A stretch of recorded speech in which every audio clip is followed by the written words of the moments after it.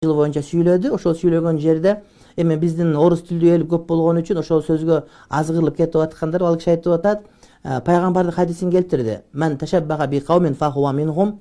Хадис сахих деп айтты. Кимде ким кайсы бир коомго өзүнө окшосо, ал ошолордон деген хадисти айтып, эгерде жаңы жылды арагы жок тоссо, жөн эле семейный праздник кылса, эгерде мындай намахрам кыздар менен балдар аралаш олтурбай турган болсо, анда мындай олтурган боло берет. Бул деген окшошуу эмес деп айтты. Анткени эгерде арак ичсең окшошуп каласың. Эгерде жанагыдай никеси жок эркек аялдар чогуу отса окшошуп каласың. Бирок андай арам иш болбой туруп эле жөн эле жаңы жылда семейный кылып, праздник кылып койсоң, это прекрасный праздник деп ушинтип айтып атат да.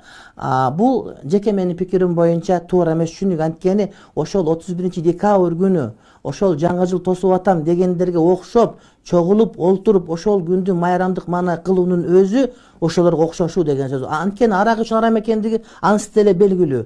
Зына кылган ансы деле белгилүү. Бирок эмне үчүн 5-декабрда эмес, 15-декабрда эмес, дал ошол 31-декабрда отурганың ошол күндү улуктап аткандарга кошулуп атканың, демек ошолордонсуң деген хадис ушуга туш келет. Хадисти түшүнгөндө толук түшүнүш керек. Адам каалагандай түшүнүп алып эле каалагандай кыла берген туура эмес. Эми балким ошол Москвада болгондугу үчүн адегенде ёлканы тоспогула антпегиле бул майрам эмес деп айткандан мурда арак ичкенден тыйып алып, зындан тыйып алып барып бардыгынан тыям изги тилектери бардыр. Илгери бир адам жанагыдай имам болуп келсе, адамдар мечитке келбейт экен. Анан сураса айтыптыр, биз заводдо иштейбиз, бутубузда чоң өтүктөрүбүз бар, аны чечип мечитке кирген кыйын десе, анда даарат алган кыйын десе, даарат албай эле мечитке кирип намаз окуй бергиле деп адамдарга фатва берип мечит толуп кетиптир.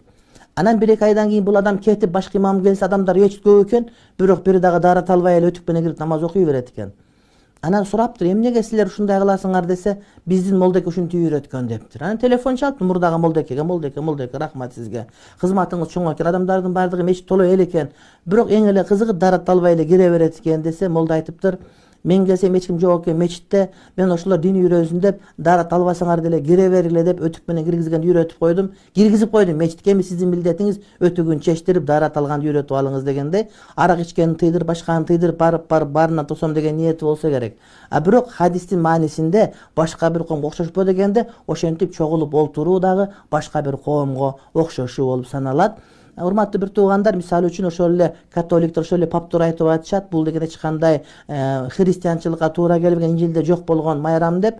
Чындыгында мурда ушундай майрам болгон экен, туура, бирок кийинчерээк мындай бир үй бүлөлүк майрамга айланып калды деген биздин да кээ бир саясатчылар бар.